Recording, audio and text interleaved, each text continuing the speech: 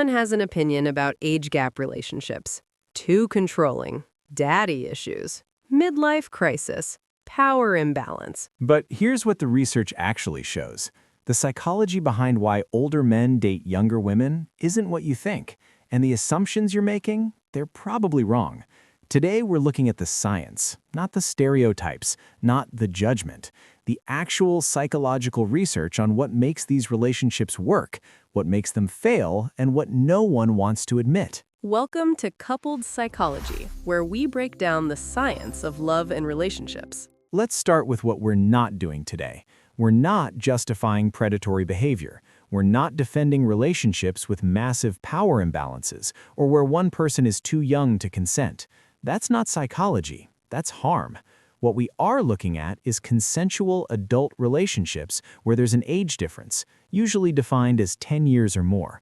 And the research on this is fascinating because it challenges almost every assumption people make. Dr. Madeleine Fugère, who literally wrote the book on attraction science, studied thousands of age gap couples. And what she found doesn't fit the narrative that most people believe.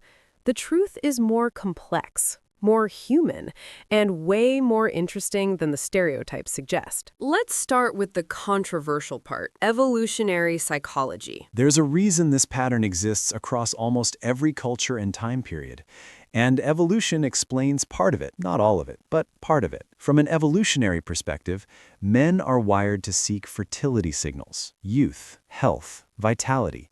These aren't conscious thoughts. They're subconscious attraction triggers that developed over hundreds of thousands of years. Women, evolutionarily, are wired to seek resources and stability, the ability to provide, protect, establish security. Again, not conscious, subconscious patterns. This doesn't mean biology is destiny.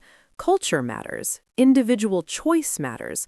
But denying the evolutionary component is denying the research. A study from Finland analyzed 15,000 personal ads. Men, on average, sought partners 2.7 years younger. Women sought partners 3.4 years older. This pattern held across age groups, education levels, and income brackets. But here's where it gets interesting. That's the average. The evolutionary pull exists, but modern relationships are way more complex than biology. So what else is happening psychologically? Dr. Justin Lehmiller, a social psychologist studying relationships, identified 3 psychological factors beyond evolution that predict age gap attraction. Number 1, life stage mismatch with same-age peers. If you're 40 and just got divorced, your same-age dating pool might be very different from where you are emotionally. You might connect better with someone 30 who's also recently single and figuring things out. Number 2, novelty seeking. Some people are drawn to different life experiences, perspectives, energy levels. An older man might feel revitalized by a younger partner's spontaneity. A younger woman might feel grounded by an older partner's stability.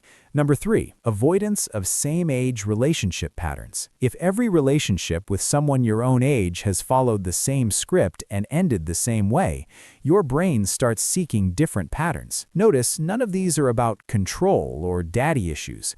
They're about psychological compatibility in unexpected places. So what does the research say about whether these relationships work? This is where it gets really interesting, because the data doesn't support what most people assume. A study from Emory University analyzed 3,000 married couples. They found that couples with a 1-year age gap had only a 3% chance of divorce. Couples with a 5-year gap, 18%. 10-year gap, 39%. So age gaps do correlate with higher divorce rates. But here's the part people miss. Correlation isn't causation. When researchers controlled for other factors like education level, income similarity, relationship satisfaction at marriage, and shared values, the age gap itself became a much weaker predictor. What actually predicted divorce? Different life goals, financial stress, lack of social support. These things are more common in age gap relationships, but they're not caused by the age gap. They're caused by incompatibility that the age gap sometimes masks early on. Dr. Tara Jarvis studied age gap couples who stayed together long-term. She found they shared 3 things. 1, Clear communication about life stage differences. 2. Strong friendship foundation beyond physical attraction. 3. Similar core values despite different life experiences. The couples who failed, they entered the relationship for the wrong reasons. He wanted to feel young. She wanted financial security. He wanted someone less challenging. She wanted a father figure. When the relationship is transactional, based on what the age difference provides rather than genuine connection, it fails. But that's true of any relationship. So it's not the age gap itself, it's what the age gap represents. Exactly. Age gap relationships magnify everything. If there's a power imbalance, the age gap makes it worse. If there's genuine compatibility, the age gap becomes irrelevant. Now, let's talk about the elephant in the room, power dynamics. Critics of age gap relationships argue they're inherently unequal. The older partner has more money, more life experience, more social capital.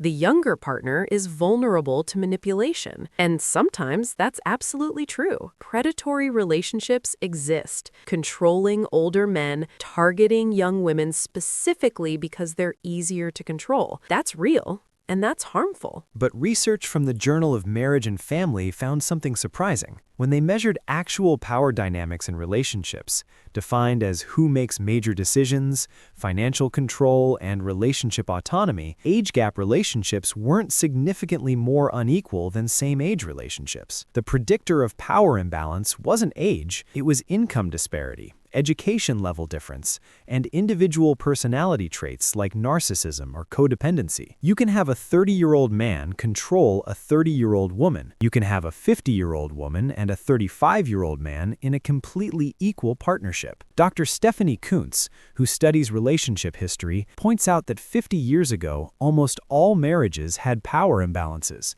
because women had fewer economic options. Age gap or not, the structure was unequal. Today, in relationships where both people have education, careers, and economic independence, the power dynamic is negotiated regardless of age. So the question isn't, is there an age gap? It's, is there respect, equality, and autonomy? Yes. And here's how you can tell. In a healthy age gap relationship, the younger partner has just as much say in major decisions. They maintain their own friendships, career, identity. They're not isolated or controlled. In an unhealthy one, the older partner uses their age and experience to dismiss the younger partner's perspective. They control finances, they isolate them from friends and family. They use the age gap as a power tool. The age gap doesn't create that dynamic, but it can enable it if the older partner is predatory and the younger partner is vulnerable. Here's the part that actually causes the most problems in age gap relationships. It's not the couple, it's everyone else. A study from Oakland University found that age gap couples reported significantly higher external stress, family disapproval, friends making jokes, strangers making assumptions. And this external judgment creates internal doubt. The younger partner wonders, am I being naive? The older partner wonders, am I being predatory? Even when the relationship is healthy, the constant outside questioning makes both people second-guess themselves. And that pressure can destroy what was otherwise working. Exactly. Research shows that couples who can build a strong support network, who have friends and family who respect the relationship, have dramatically better outcomes. But couples who face constant judgment often become isolated, and isolation makes any relationship vulnerable to problems. The irony is that the social judgment meant to protect the younger partner often harms them by cutting them off from support systems. So what's the takeaway? Age gap relationships aren't inherently good or bad. They're relationships, and like all relationships, they succeed or fail based on compatibility, respect, communication, and shared values. The age gap adds complexity. It requires more intentional communication about life stages, future goals, and power dynamics, but it doesn't doom the relationship. If you're in an age gap relationship, ask yourself, am I here because of genuine connection or because of what the age difference provides? Do I have autonomy and equal say? Do we share core values? If yes, the age gap is just a number. If no, the age gap is masking deeper problems. Subscribe to Coupled Psychology for more research-backed relationship insights. Comment below, what's your experience with age gap relationships? Real connection doesn't have an age requirement. It has a compatibility requirement. See you next time.